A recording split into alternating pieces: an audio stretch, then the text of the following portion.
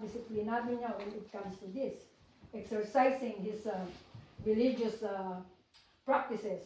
Cornelius was a generous man in his acts of charity towards the poor and needy. He also had disciplined devotional life manifested in his regular praying to the God he did not know.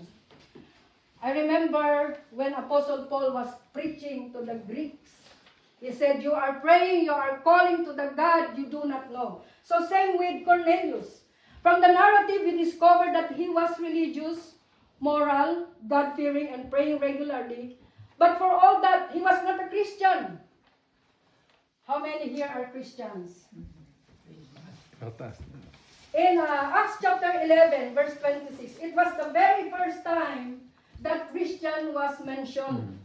And Christian referring to those that are disciples or followers of Christ. So when we call ourselves Christian, therefore you are Jesus' disciple and you are followers of Christ. Hallelujah. Nagkakaintindihan po tayo. Amen? Amen. Glory to God. Hallelujah.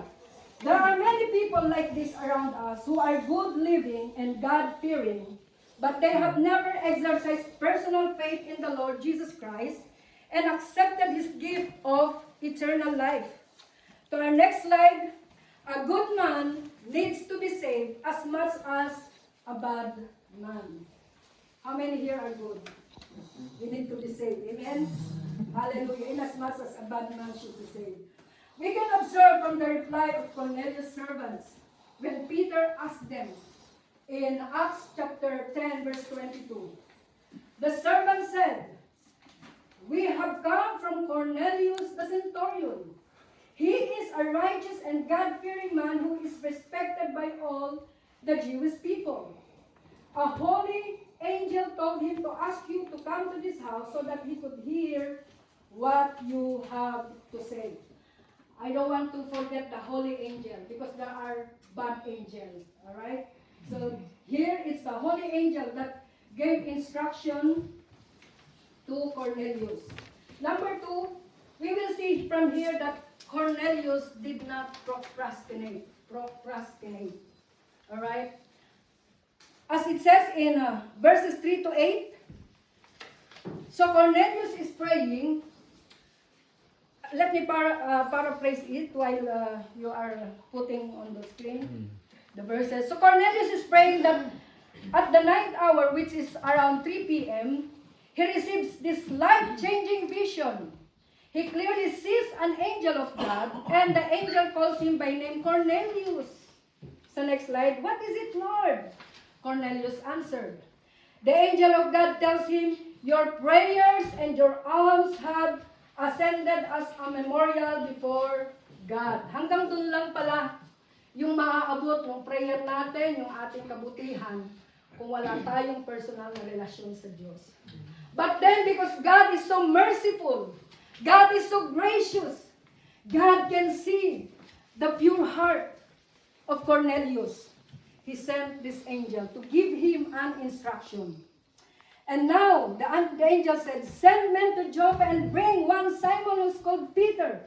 He's lodging with one Simon, a tanner whose house is by the sea. It's very clear ang instruction ng angel na sinugo ng Diyos kay Cornelius. And when the angel which spake unto Cornelius, from our next slide, was departed, he called 2 of his household servants, and a devout soldier of them that waited on him continually. And when he had declared all these things unto them, he sent them to Joppa. Kinuwento po niya yung kanyang experience with this angel. And he knows in his heart that this instruction is like a warning to him that he has to obey at once to the instruction of the angels. So Cornelius obeyed God immediately. He did not procrastinate. He sent his people to Peter just as the angel instructed him to. And he did so right away. Cornelius is an example of something I've observed over my lifetime. A common trait of a person who loves God is that when they find inspiration or instruction to do something for God, they take action right away. Napakagandang attitude. Kung titingnan po natin ang resume ni Cornelius, is almost perfect. Obedient, God-fearing, lahat na nasa kanya. Pero, he's still not saved. Take note that the holy angel told him to contact Peter. The holy angel did not tell him the way of salvation. Amen? The angel did not preach the gospel to him. This is not the privilege of angel. It is the commission mandate reserved for men, especially for us as Christians. Take note of that. Kaya yung, oh, I have dreamed like this, like that, the Lord is telling me. Kung instruction, that's fine. But if the angel telling you to do something for your salvation, that is not from God. So this morning, maybe some of us needed this message. That when God gives us instruction, or if the Holy Spirit is leading us into something like Cornelius, please obey the Lord immediately. Remember that delayed obedience is disobedience. Amen? Hindi pwede yung mamaya na kay Lord. Once you heard from the Lord, that means it is a warning, it is immediate that we have to follow all out. Hallelujah. Cornelius is a wise man. He has a desire to know more of God. Kaya naman, hindi na siya nagpatumpik-tumpik pa. Because he knows that something, this word, that Peter will tell him is a way for him to know more of God. It will bring him into his salvation. Lo and behold, Cornelius believed and he was saved. Hallelujah. Fast forward, when Peter was at Cornelius' house, he preached to him and his household. Praise God for my technician. When you preach the word, you preach Christ. Cornelius believed the word about Christ and was saved. The Bible says, faith cometh. Romans 10:17, faith cometh by hearing, and hearing by the word of God. Saan nanggagaling yung faith natin kung kulang tayo sa pakikinig ng salita ng Diyos? That kind of faith has no basis. Yung mga faith na yon, mahibay, madaling gumuho. But kung ang faith natin depends on the cornerstone, which is our Lord Jesus Christ, mananatili tayong matatag. Amen? Amen. Again, by every standard, Cornelius was good, prayerful, generous, and respectful of God. Palagay ko lahat po tayo may ganitong attributes, no? Prayerful, generous, and respectful of God. Yet, despite all this, God still sent Peter to him with the message of salvation through Jesus Christ. Why? Because goodness alone cannot save. Remember that. Next slide. The scriptures are clear. As I end, please listen carefully. All our righteousness are as filthy rags. Lahat ng ating kabutihan sa harap ng Diyos ay tila isang maruming basahan. Sabing gano'n, no? Kahit ibigay mo pa ang buhay mo, kahit ibenta mo pa ang lahat mong ari-arian para lang i-donate, lahat ng yan ay tila isang maruming basahan sa harap ng Panginoong Diyos. Ephesians 2:8-9. For it is by grace you have been saved through faith. Sa pamamagitan pa rin ng faith. Alam niyo ba sa book of Galatians, Apostle Paul is reiterating that the salvation is through faith, not by good works, not through the Judaizers. They're telling, kailangan magpatuloy ka para maligtas ka. No, it is only through faith. Hallelujah. It is the gift of God, not by works, so that no one can boast. Next slide. In Acts 4:12, salvation is found in no one else, for there is no other name under heaven given to mankind by which we must be saved. Not in the name of religion, not in the name of what we have received from our forefathers, not in the name of any names, but in the name of Jesus Christ alone. Ito po yung maliwanag na mensahe. And this is the same message that Apostle Peter brought to the household of Cornelius. My dear brothers and sisters, we all need Christ. It is not by being good that we are saved, but by believing in the finished work of Jesus on the cross. Cornelius found new life that day, and he was not ashamed to show. He was not ashamed to show to people around him that he was also baptized that same day. My dear brothers and sisters, why I am saying this? One thing I am very much concerned to some of us here. I pray na wala po sa atin dito. It could be anybody that is trying to be good in everything. Lahat ginagawa natin. Ano po? Lahat ng mabuti we're trying to do. But actually, no personal relationship with God. We really appreciate the help, the generosity, the hospitality of everyone. But most of all, that na dapat nating bantayan, we have to be very much sure that we have a personal relationship in the Lord. You may be a good person who prays, gives, and knows about Jesus. That did not save Cornelius and his household. But today, like Cornelius, my dear brothers and sisters, God wants you to be saved by hearing, believing, and obeying the message of Jesus' death, burial, and resurrection. This is the gospel. This is the good news.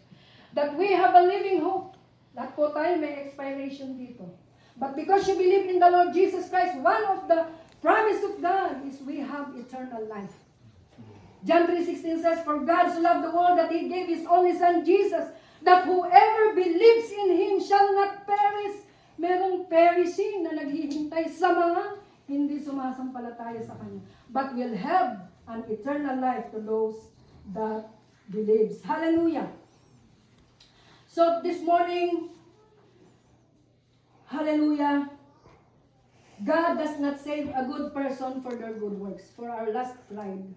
But God saves those who believe the gospel, find forgiveness in Jesus' name, and faithfully obey God.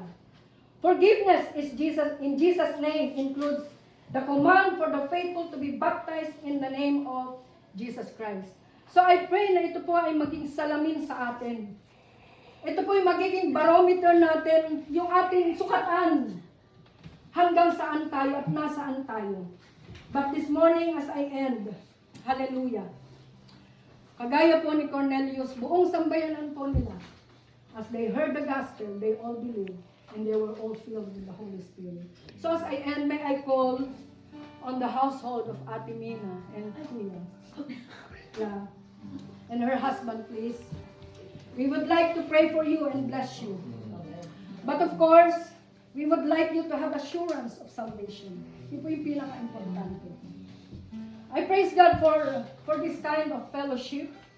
I praise God for FOH program of having this prayer breakfast, house to house. This is an opportunity for every household to come to hear the word of God, to have a glimpse of how deep, how wide, and how high the love of God for us. So this morning, we would like you to have an assurance of salvation through faith in Christ. Like Cornelius and his household that received salvation. Please, we're going to pray for you. Ate Mina and Kuya. You may sit.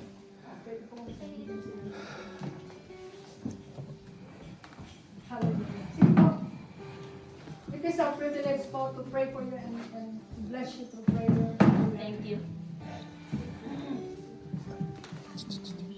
Hallelujah. Sige po. Kagaya po ni Cornelius, he was not ashamed, right? So this is a privilege for us. Hallelujah. Yeah, the whole family po. Meron pa po ba dyan? Of course, the whole family. Everyone, please. Ay, and si ate. Kasi pag na... Kayo po yung pinaka-pangunahin po dito sa... Kaya po tayo po ay nag-conduct dito para po i-bless kayo at ipag-pray po. Sige po, kung meron po nandyan. You should not miss this opportunity to be blessed like Cornelius' household. Alright.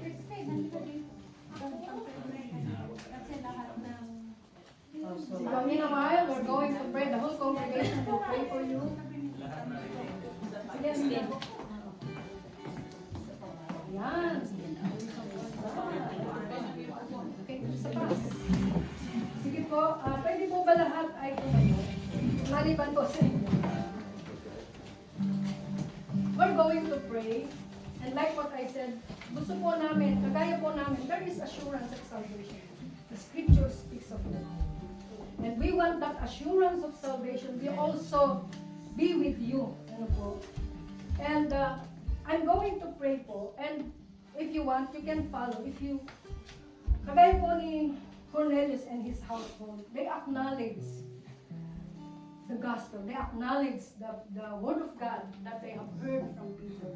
I may not be Peter. You may call me Petra. But the same message that Peter brought to Cornelius' household is the same message for this household. Because God loves you so much. May I ask everyone to join this household for a declaration of faith? Please say this prayer as I guide you. We can close our eyes. Pwede po kayo sumunod sa panalangin na to.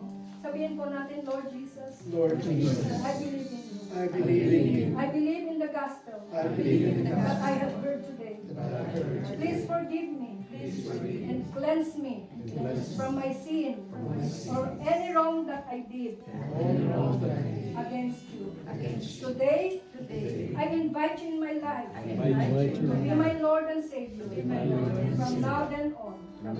Thank you, Jesus. Amen. Amen. People, let us lay our hands to them. Let us pray for them. Ako na po magpo-pray. Our Heavenly Father, in the name of Jesus, we thank you for your unconditional love. Yes.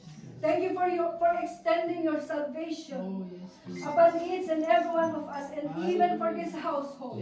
Today we are asking you to bless this household, Father God, and everyone here that sincerely committed themselves to obey and honor you in their lives. We pray that their faith will increase.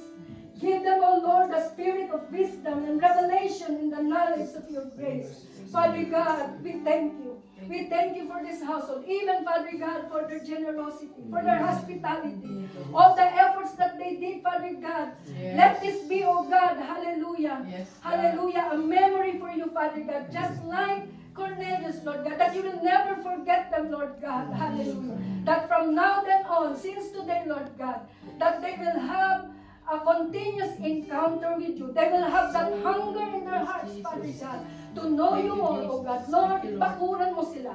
Samahan mo po sila, ingatan mo po sila. Maging, Lord God, ang anumang ari-arihan na meron sila, anumang business na meron sila, higit sa lahat, ang kanilang kalusugan at kalakasan. Ingatan mo po ang mag-asawang ito. Lord God, everything that they did, make it as a legacy for their next generation, Father God. Yung kanilang kabutihan loob, higit sa lahat, yung kanilang pagkilala sa iyo bilang Panginoon at tagapagligtas ng kanilang mga buhay. Salamat, O Diyos, sapagkat sa pamamagitan nito, we know that we have an assurance of salvation. Just like the household of Cornelius, we commit them to you, Abba Father. We praise you, we bless you. In Jesus' name, amen.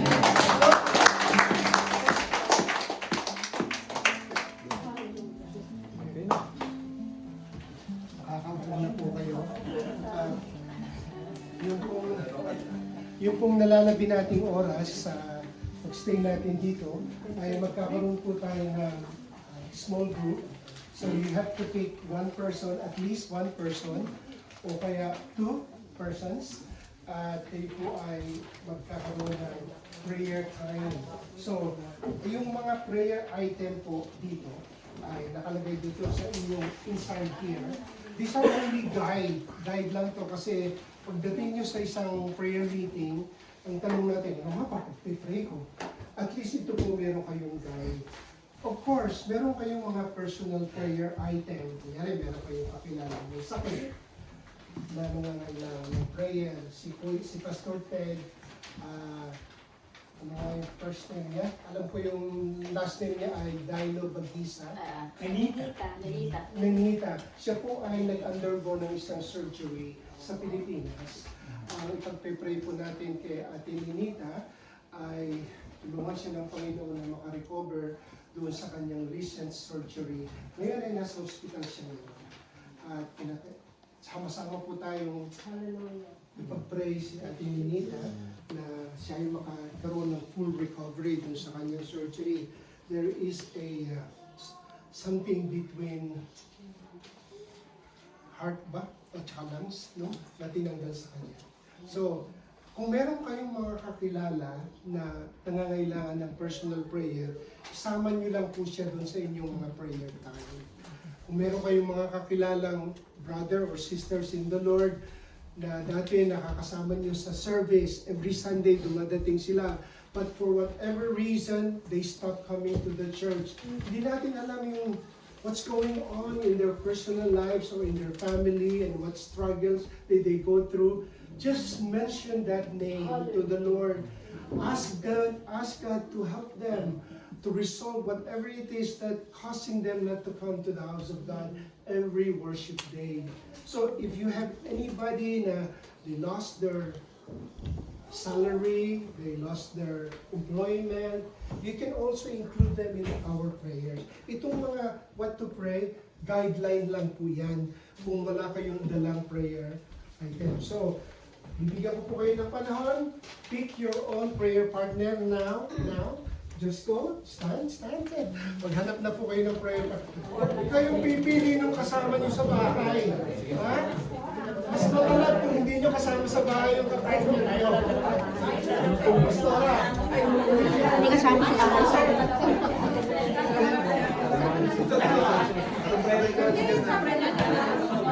Pumili kayo ng hindi niyo kasama sa bahay, ha? Okay. Thank you, Pastor. Pumili ka ng kapartner, prayer partner mo. This is our prayer breakfast in Scarborough. I mean, in Toronto. So, sinishare lang namin sa inyo. Okay? This is how we do our prayer breakfast. Okay, stop ko na muna to. God bless you all.